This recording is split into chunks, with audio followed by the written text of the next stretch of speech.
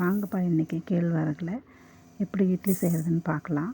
அதுக்கு 1 கப்பு கேழ்வரகு, 2 கப்பு அரிசி, நான் ரேஷன் அரிசி புழுங்கல் அரிசி தான் எடுத்திருக்கேன். 1/2 கப்பு உளுந்து, கொஞ்சம் வெந்தயம், இது எல்லாம் போட்டு நல்லா ஒரு 5-6 தடவை அலசி ஒரு 6 மணி நேரம் ஊற வச்சுக்கோங்க. ஊறின பிறகு கிரைண்டரில் போட்டு ஆட்டி எடுத்துக்கோங்க. அதில் கொஞ்சம் உப்பு போட்டு நல்லா கலக்கி வச்சிடலாம். நைட்டு கலக்கி வச்சுட்டு திரும்ப காலையில் எடுத்து பார்த்தோமா இந்த மாதிரி நல்லா பொங்கி வரும். பொங்கி வந்தது 2 கலக்கி விட்டு இட்லி தட்டில் ஊற்றி வேக வச்சு எடுத்துக்கலாம். அதில் கொஞ்சம் தண்ணி தெளித்து எடுத்திங்கன்னா இட்லி நல்லா ஒட்டாமல் வரும்.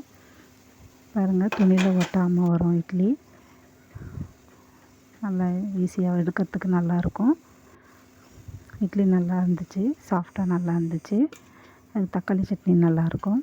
இதில் தோசையும் ஊற்றிக்கலாம், பணியாரமும் ஊற்றிக்கலாம். நீங்களும் ட்ரை பண்ணி பாருங்கள். தேங்க்யூ.